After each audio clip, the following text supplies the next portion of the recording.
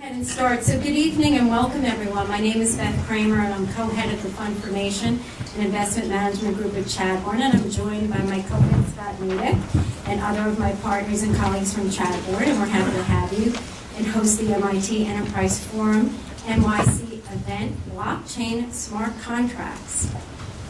Our speakers today will be discussing blockchain smart contracts and its opportunities for the financial services industry. And now, I'm pleased to introduce Christina Dolan, Chair of the MIT Enterprise Forum of New York City and organizer of tonight's event. Christina, an internet pioneer and MIT Media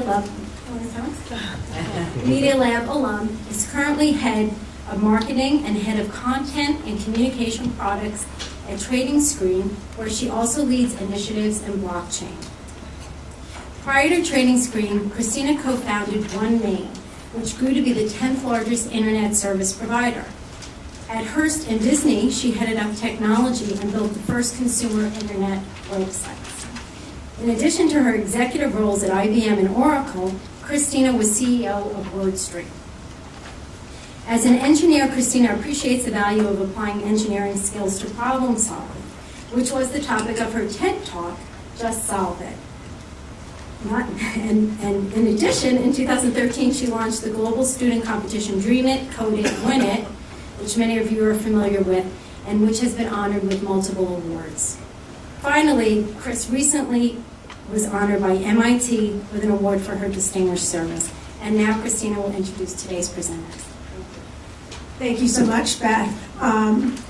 Thank you for hosting us here at Chadbourne. So welcome, everyone. This is actually one of my favorite topics, blockchain, because I've been involved with it before anybody thought it was cool. And it reminds me a lot of the internet in the early days. But let me go in quickly and introduce our wonderful panel, because the people that you see up here are the people who are doing the most exciting, best funded projects in blockchain in the world. And so it's very exciting to have you guys up here. Both too, yes. So let me start with Andy Littman, who is a legend in the MIT Media Lab, who is going to MC this panel. He's the Associate Director at the MIT Media Lab, Senior Research Scientist, Co-Director, MIT Communications Futures Program Group, Biocommunications and Communications Futures Program. So in 2015, the Media Lab launched the Digital Currency Initiative, which Andy is leading together with other MIT Media Lab researchers and global experts in cryptography, economics, privacy, distributed systems, and forward-thinking policymakers. So in addition to the communications program I just described, his work includes MedRec, which is an innovation for electronic medical records using blockchain authentication and architecture. So here on the panel we have, let me start here with Kelly, who's the product manager at Digital Asset. She joined in June of 2016, and she's focused on the D8 platform for clearing and settlement infrastructure and processes. Next, we have Todd McDonald. He's the co-founder and COO of R3. R3 is working with a lot of the banks globally. He's led R3's exploration with distributed ledgers, meeting and establishing relationships with the largest venture-backed blockchain companies and recognized through leaders in crypto finance. Next, we have Robert. He is the Managing Director and Chief Technology Architect with global responsibility for IT architecture standards and engineering design of platform systems and applications underlying DTCC's broad range of products and services. He had an amazing white paper that came out earlier this year that got a lot of press. And that last but not least is Pramod. He is a partner at the Global Business Services, where he leads financial services blockchain practice for North America for IBM. And with that, let's bring Andy here to get the show going.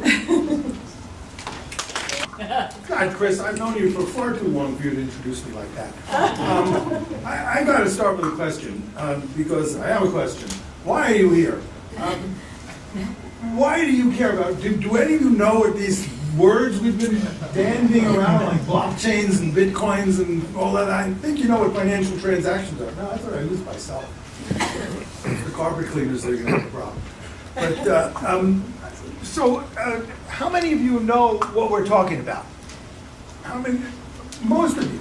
Okay, fine. So I can take that into account. How many of you care what we're talking about? And by the way, the bar has 7 minutes left to run. Those of you who know what we're talking about, you can go out and get a drink, and I will sort of try to get things rolling. I'm going to play a lot of different roles here, just to give you a sense of what happened with all of this stuff and whether it's fun or not. There is this thing called Bitcoin and there is this thing called blockchain, and I'll tell you all about those in a moment. But 6 years ago, I ran across a high school kid from Marblehead who lives in the town next to me. I live in Salem.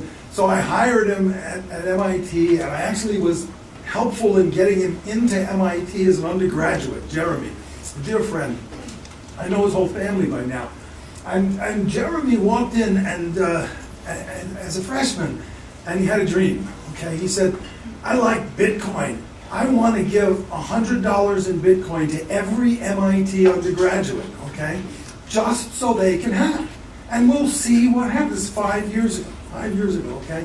I mean, if they had done nothing but kept the Bitcoin associated with that $100 and not lost it in some fiasco or anything like that, it would be worth thousands of dollars now.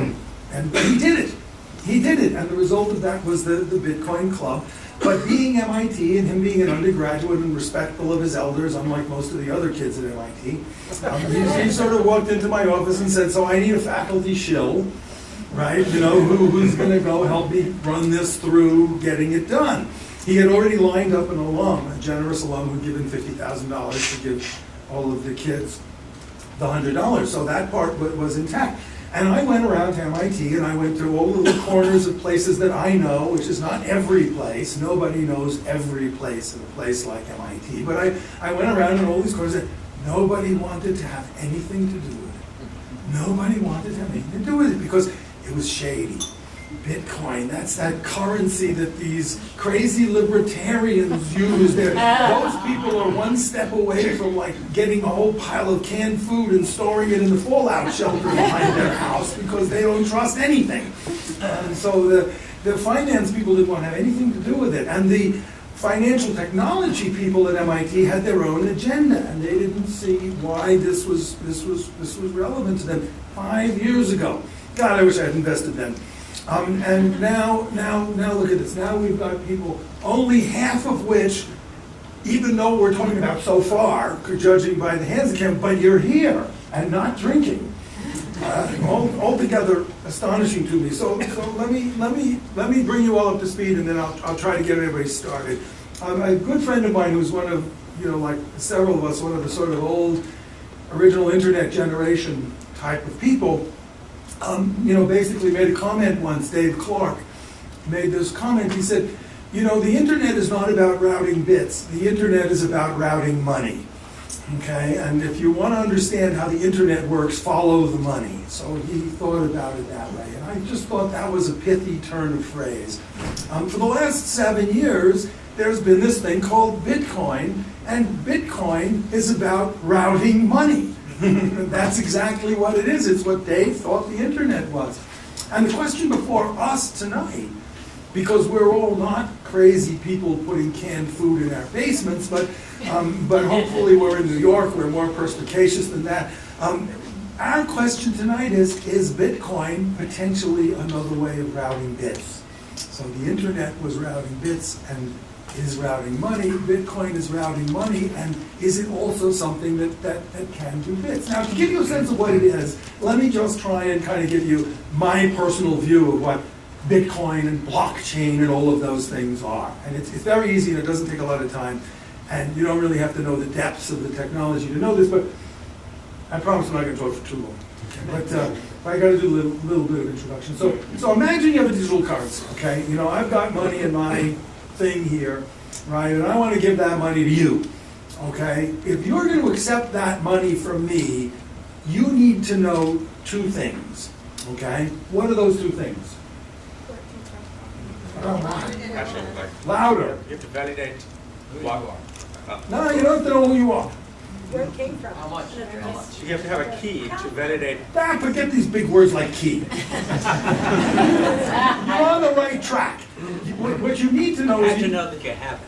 Yeah. Exactly. You have to know two fundamental things. You One of can them- only give it away once. Exactly. Exactly. Can I go home now? Yes, you did great. You have to know, first of all, that the money I gave you, I didn't already spend elsewhere.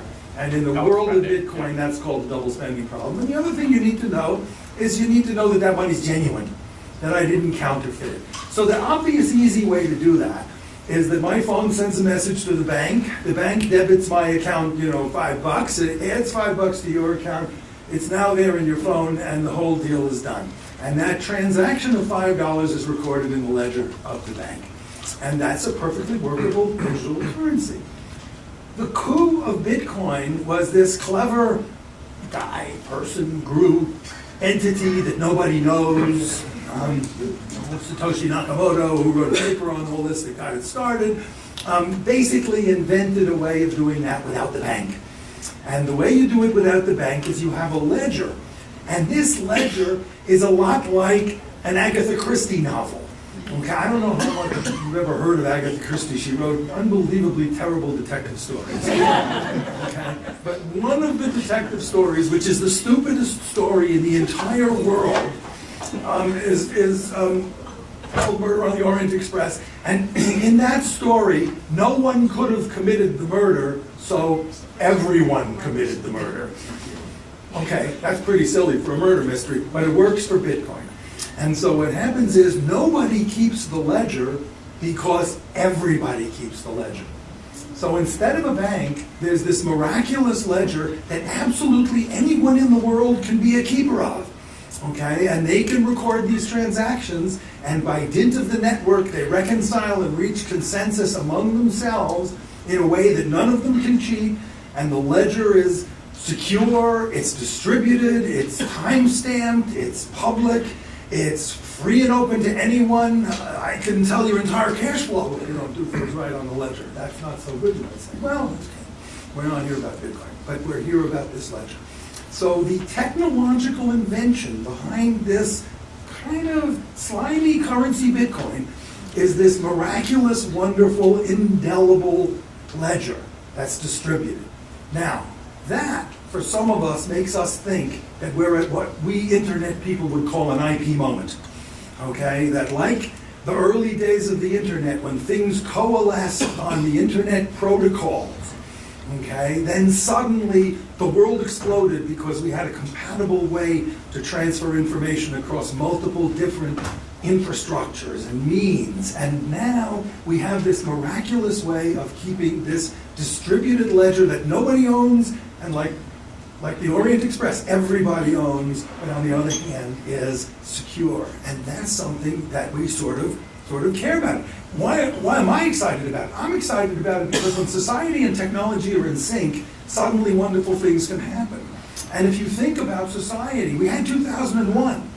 And in 2001, there was an event downtown, and everyone put their faith in strong central authorities. My mother, who lived down there at the time, loved Giuliani, even though she had to cross a barricade to get home every night for 6 months, and I had to cross a barricade to visit her.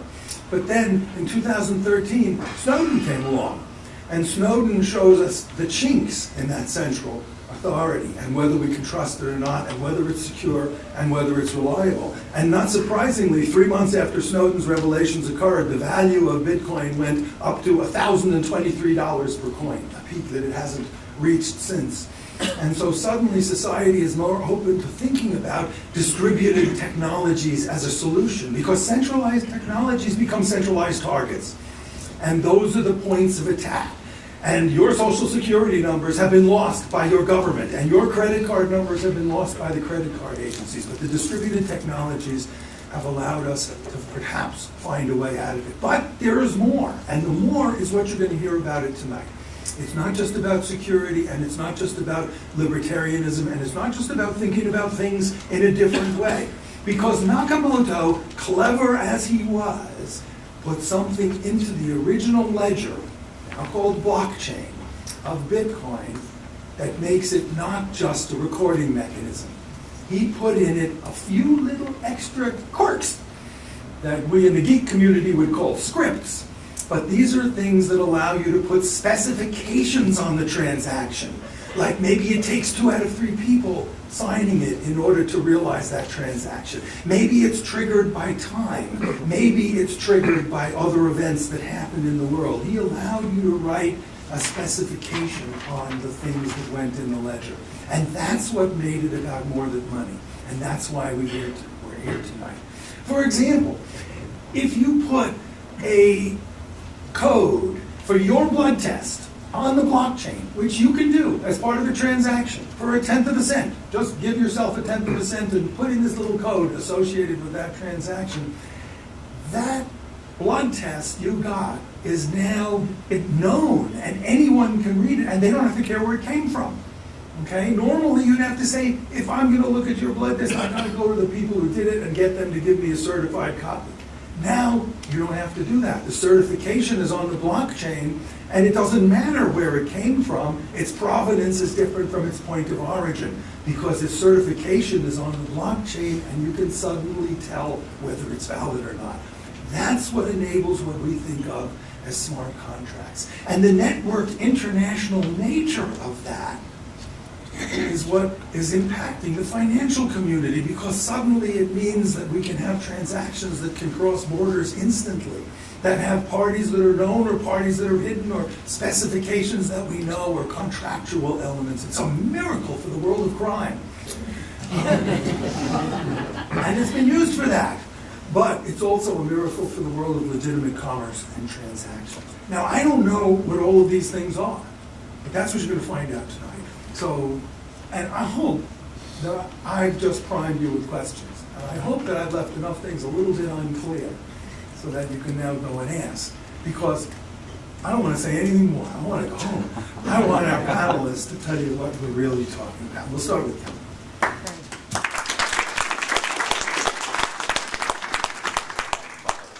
So what we thought we would do is spend a couple of minutes each just giving a little bit of our own personal journeys as to how we got to blockchain technology. Oh, thank you. What we thought we would do is spend a couple of minutes each just giving a little bit of our personal journeys on how we got to blockchain technology before we get on to some of the more interesting questions and open dialogue. So I'll begin by saying I am a non-technologist in a technology organization right now, which makes me sort of the one of these things is not like the other ones when I go to digital asset every day. I did join digital asset 6 months ago, but prior to that I spent nearly 29 years, 26 of them at JP Morgan, in the clearing and settlement space. I ran the collateral management businesses most recently, I run the custody businesses, I run the security clearing businesses, and have been in all forms of sort of repo and security financing. So when you think about that, you might ask, well, what is it that would attract someone like me, who's in those deeply detailed operating environments, to a fintech startup? My God's name, would you leave something like JP Morgan after 26 years to go to a fintech startup at this stage of my career? Well, 2 reasons. One is that Blythe Masters is the CEO of Digital Asset, and if you know her history, she was 27 years at JP Morgan. I had the great pleasure of knowing her for a long period of time while I was there, and she is one heck of an arm twister in terms of giving you personal incentive to take adventure, as she put it, at the end of your career.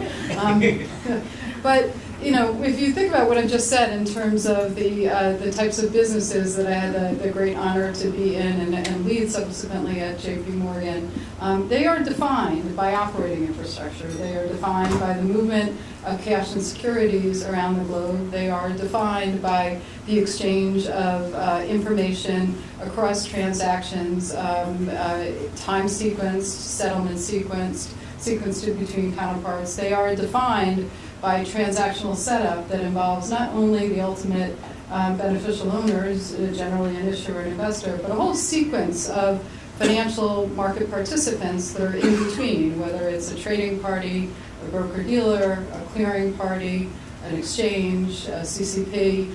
More of those have come into the equation post-2008 as a necessary injection of systemic strength and regulation, but they are defined by a whole series of procedures and infrastructure that necessitates trust in a largely untrusted set of activities that move cash and securities between two parties in either a cash, an actual cash or a cash transaction or a derivative nature of it.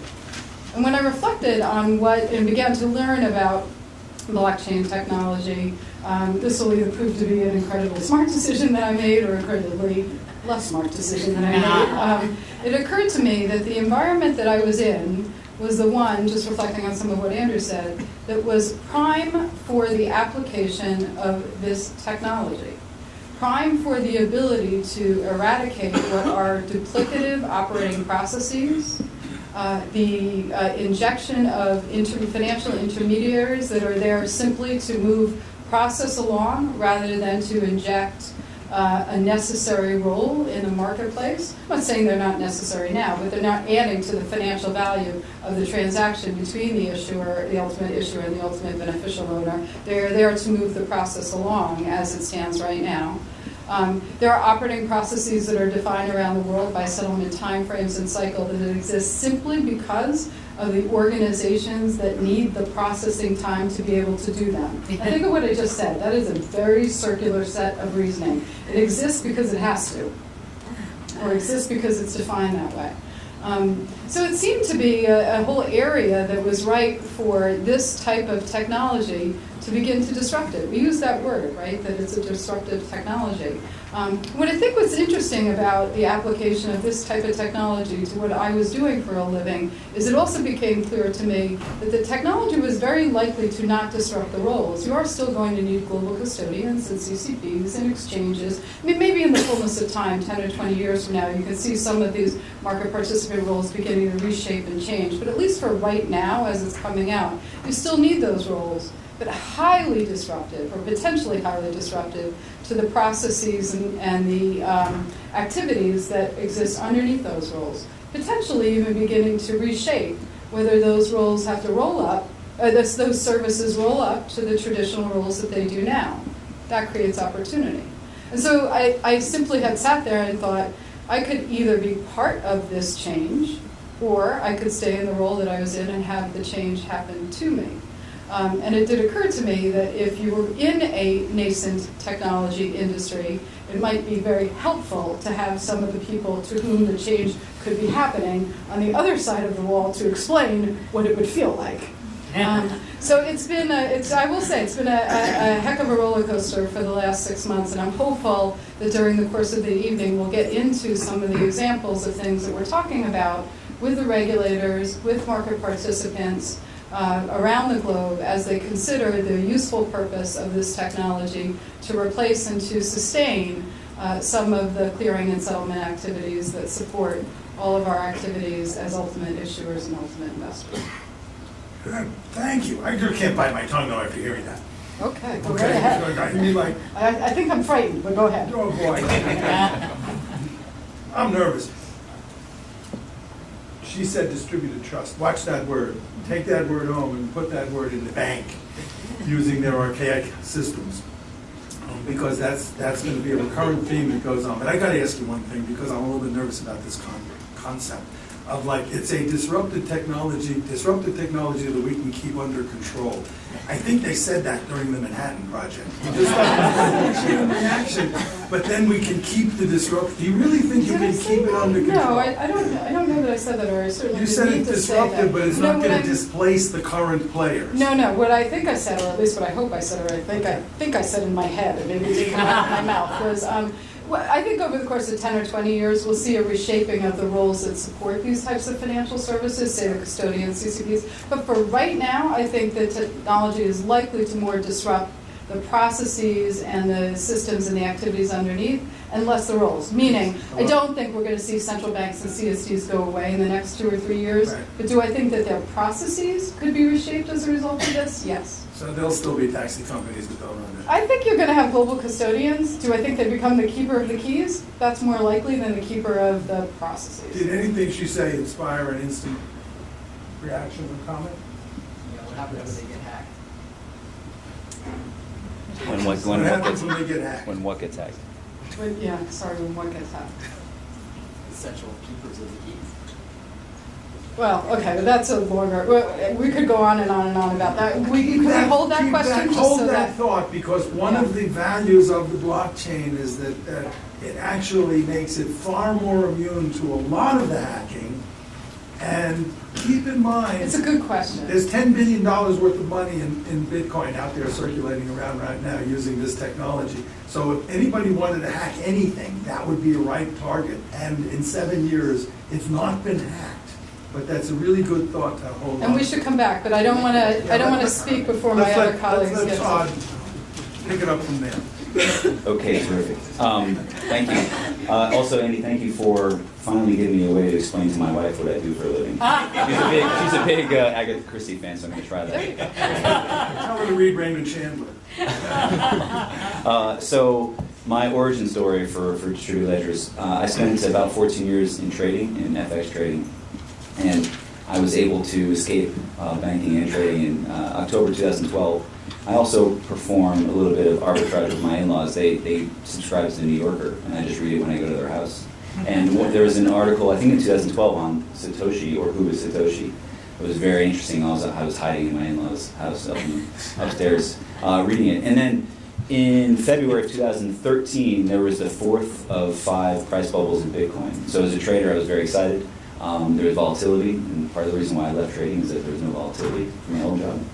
So I was enamored by this thing that was flying around. But as is normally the case, Bitcoin is a bit of a gateway drug for a lot of people.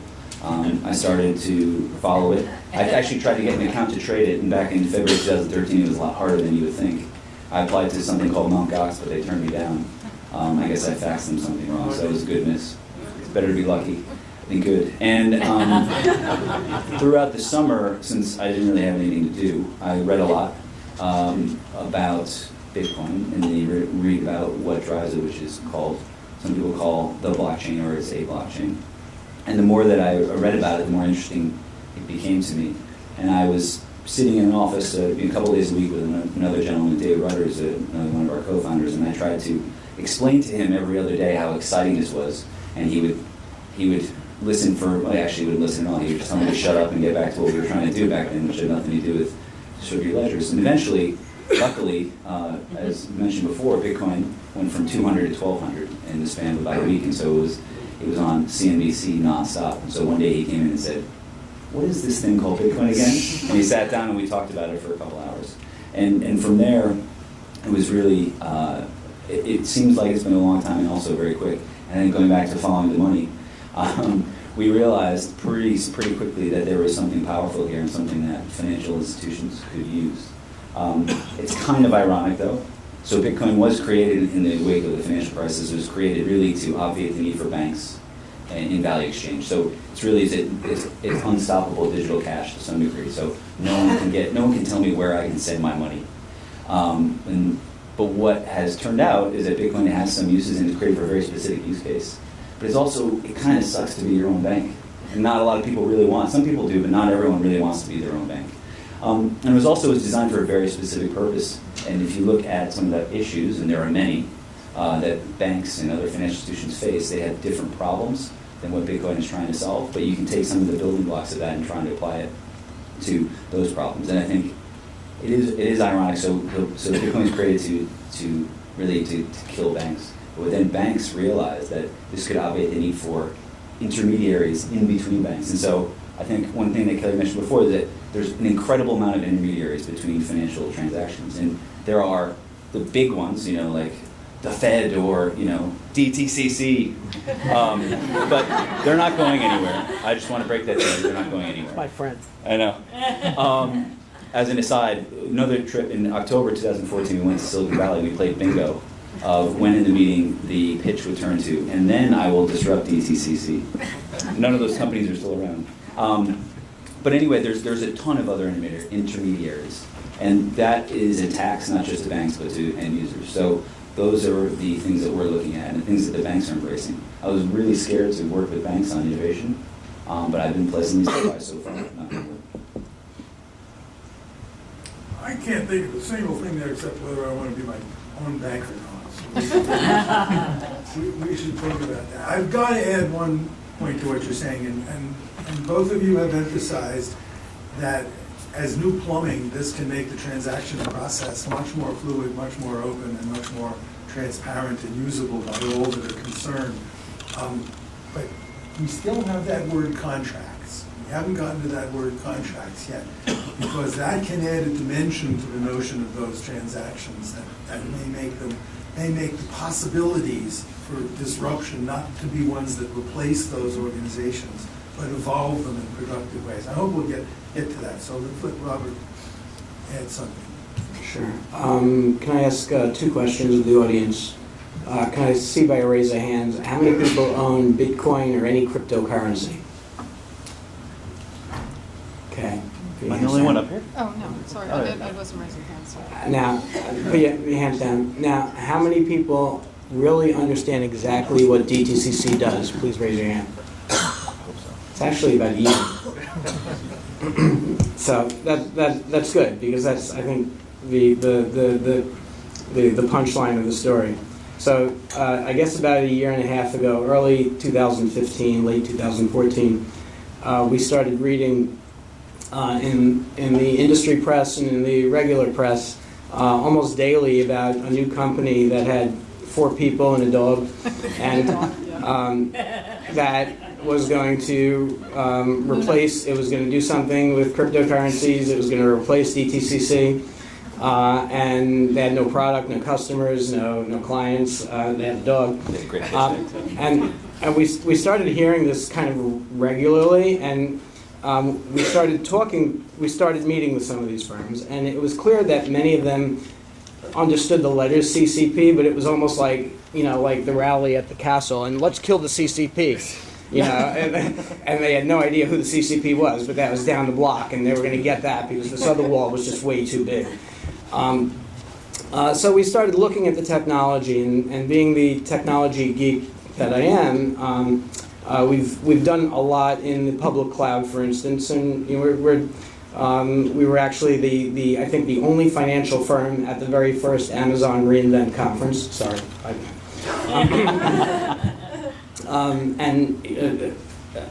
The people would say, "What are you doing here? You're DTCC," and I said, we need to expand our infrastructure, and it makes sense.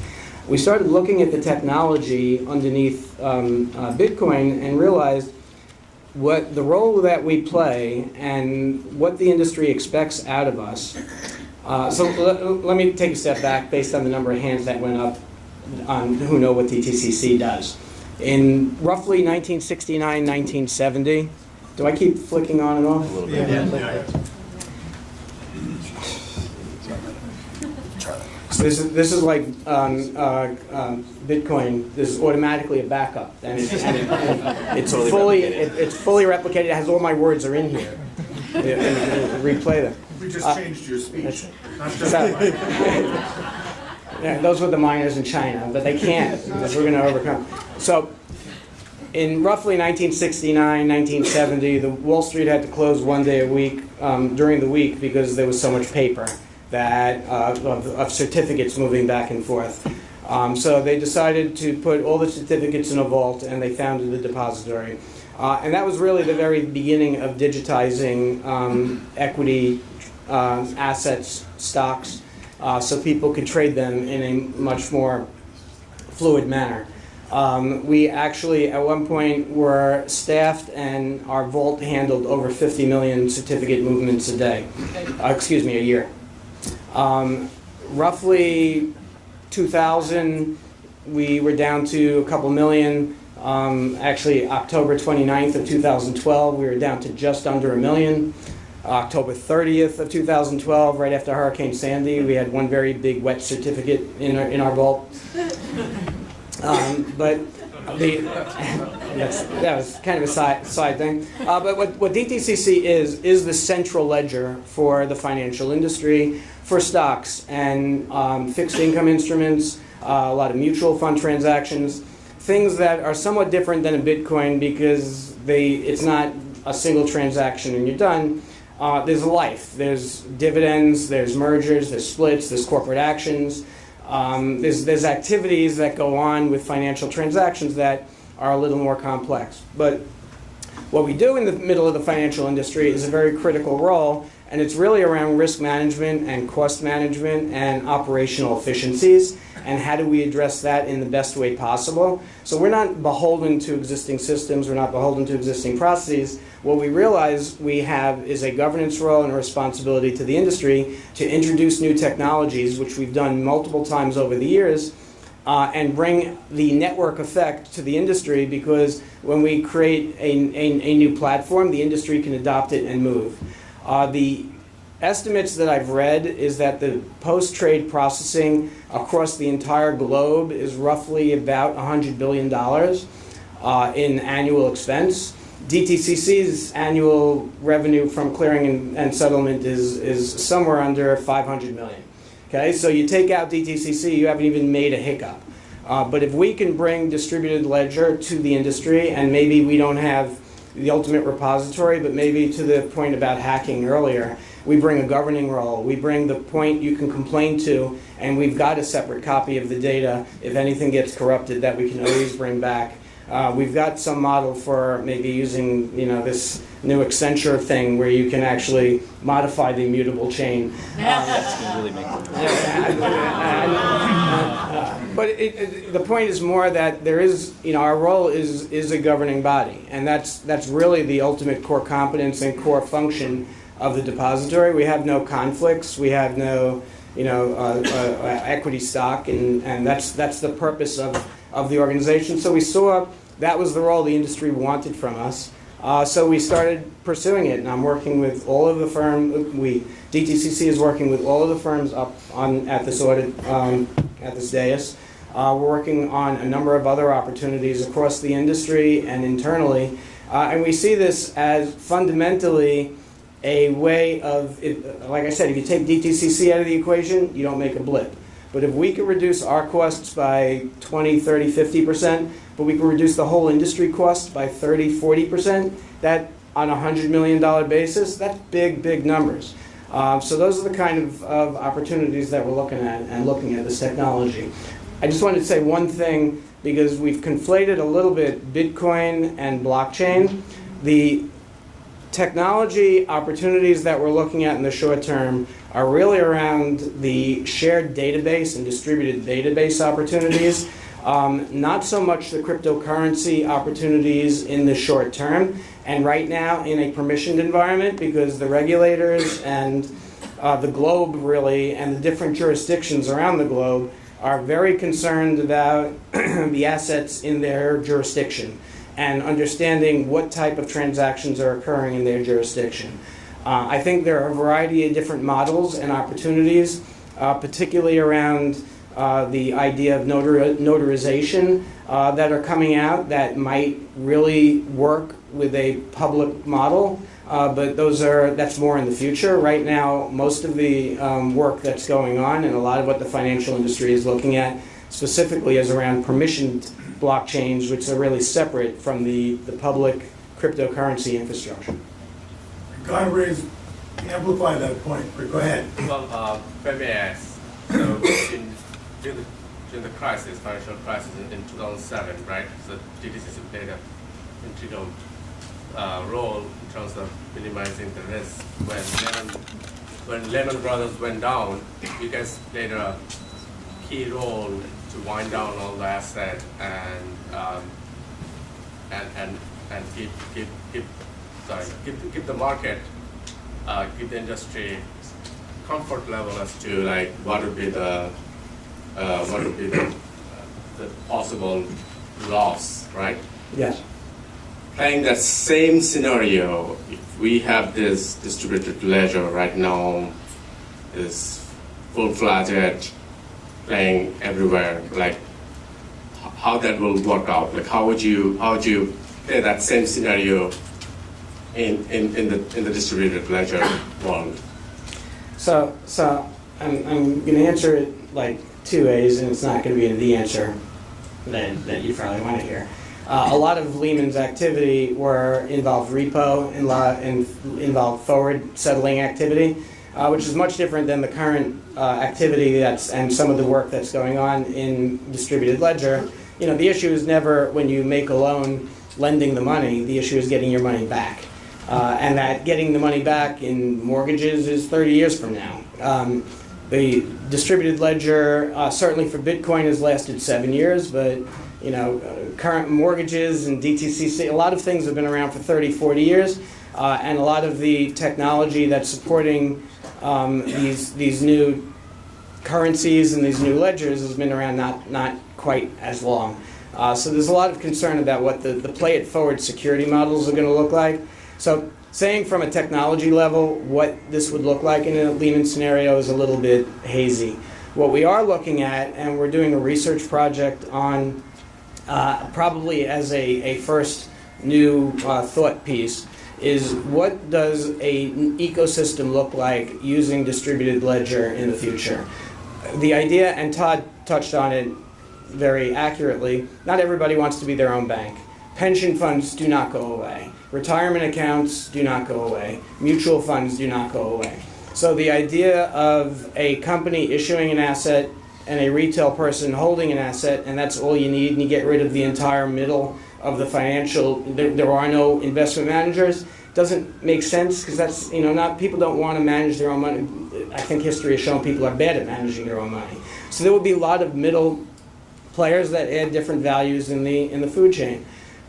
The trust but verify aspect of distributed ledger is, I think, a wonderful thing. It means you can't have a Bernie Madoff, but if you have a portion of a share of a pension fund, TIA-CREF or CalPERS or whatever, or a teacher fund, do you need to see that on your ledger for every single transaction at any moment in time? What are the right transactional moments where you should get a report? Is it an hourly thing, real time? So trying to understand what those structures could look like, what the different rings of trust are going to look like.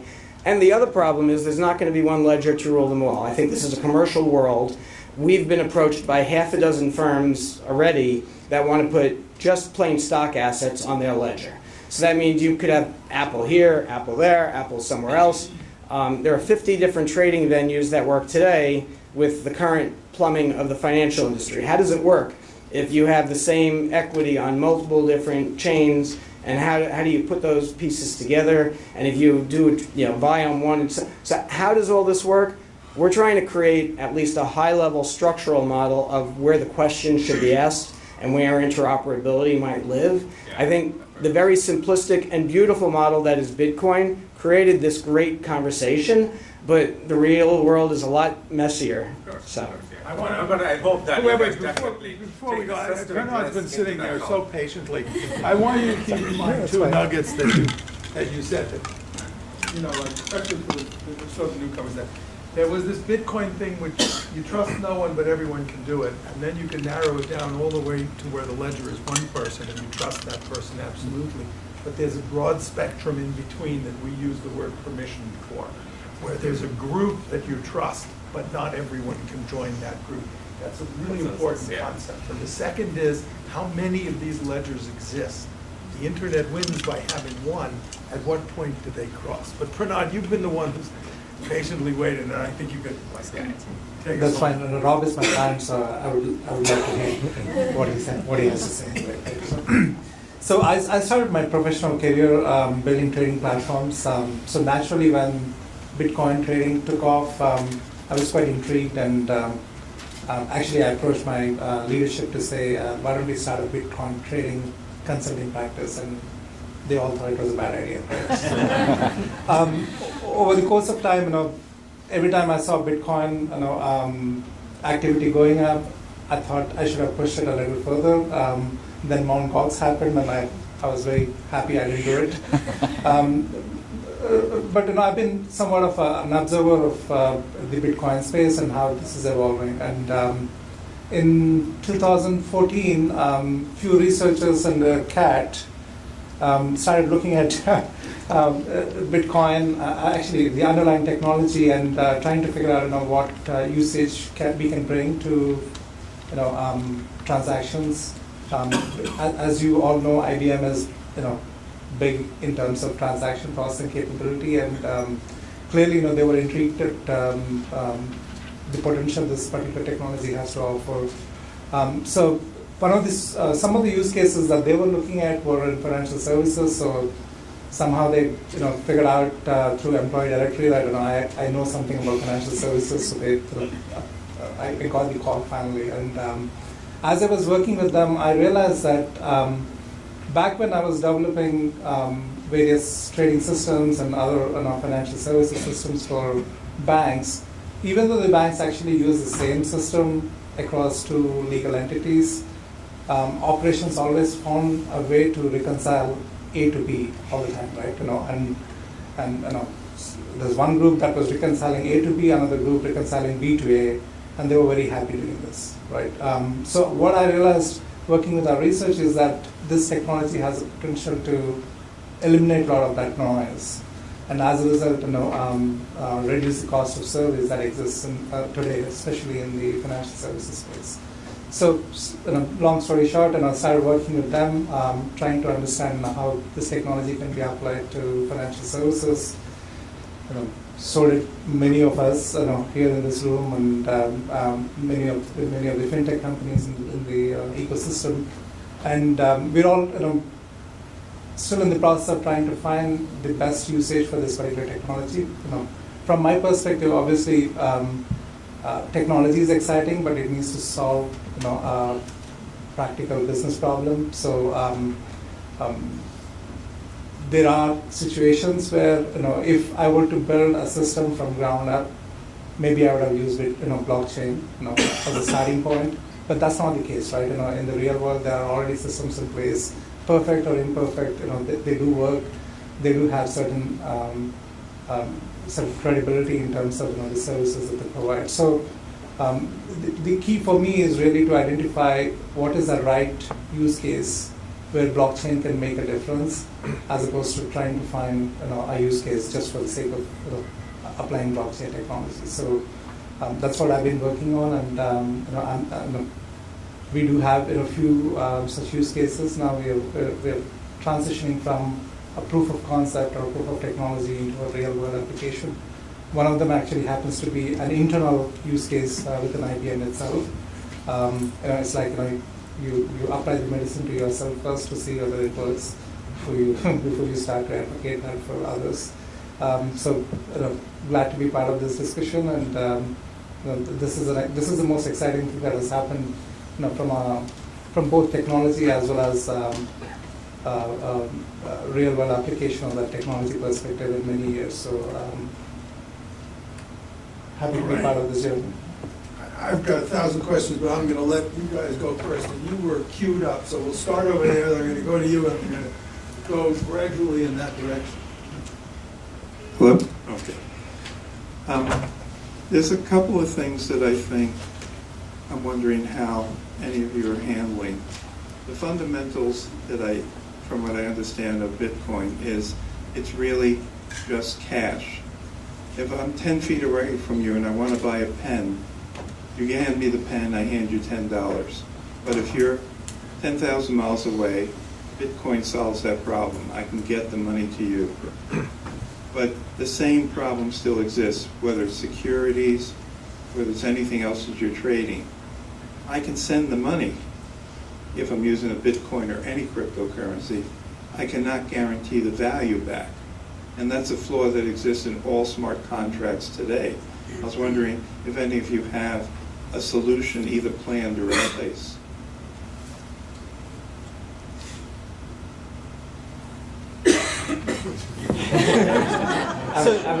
I'm not sure I fully understand the question. Yeah. Let me phrase it the way I think I understood it, and you can correct. The beauty of Bitcoin is that it creates its own asset. So Bitcoins are created as part of this mining process, and they only exist in the ecosystem called Bitcoin. The problem with everything else we're talking about, even the Andrew's comment about blood type and putting a blood test on it, is you're taking an off-chain asset and you're say the latest Guns N' Roses song. I don't know why I picked that. That was a bad example because they were the last one to go to iTunes. So I think they were in my head as the last one to be digitized, right? So. But you take the digital rights of the song, and it's only released in digital form, and you put it on the chain, and then it's only on the chain. And now you have an asset that is purely digital and purely released on one chain. The rest of the world is going to have a mix, and that's where it's going to be pretty messy, and there's going to be stuff off-chain and there's going to be stuff on-chain. The delivery of that asset versus cash is really, I'll say, use case dependent. If you want to buy a song, I think a great example that's been used is the pay by drip for turning on some Internet of Things capability, where you have an Internet of Things and you're going to get some information from a device somewhere, but you have to pay a micropayment for that, and that's a transaction. And that you pay that microcent from your Bitcoin wallet, from your bank, from some asset you have, and you get some service on the internet for that fraction of a second from some device somewhere out there. Just something as simple as IBM stock. You buy the IBM stock, you transfer the money. How do I get the stock? It's off-chain. The model would be for IBM, and IBM stock is a little, I'll say different, but pick a stock. Either a company, and there are a number of companies that have done this, they'll take it in custody and say they're putting it on the chain on your behalf, and now you're trusting a third party. Maybe, can I answer? Let me give you a real. Andrew, can I answer? Sure, Is that all right? Just, yeah. do you mind if I Sorry. just on the topic of securities, right? And I say this only because I don't know that we have it solved yet, but this is something that we're working on right now, and come hell or high water, we have to have a solution for it by the end of next year, since there are some clients that are actually paying us to have a solution stand up for them by the end of next year. Right? But think of it this way, right? In the securities that exist in the world right now, except for a number of very still small, emerging, and frontier markets, are largely dematerialized. The representation of the value of the security is actually in the central securities depository for each country, and there's one central securities depository for each country. So the record of Andrew owning something versus Todd owning something is sitting at the Central Securities Depository in the United States of America, which the Federal Reserve does on behalf of the U.S. Treasury or on behalf of a DTCC, or it's, pick any country where it actually is. And as a purchase and sale occurs, a record goes down to that Central Security Depository to say that it's moved from Todd to Christina or Todd to wherever, and that's where the record is. What the distributed ledger technology is doing is, rather than having the books and records transactions, which currently would be resident at Andrew's custodian, say HSBC, and then Todd's custodian, say State Street, and then Christina's custodian, say JP Morgan, but then maybe they also have different cash correspondent banks that may not also be the same institutions, so maybe there's 6 entities involved, but maybe they also dealt with the clearing broker and they have trading brokers that are involved.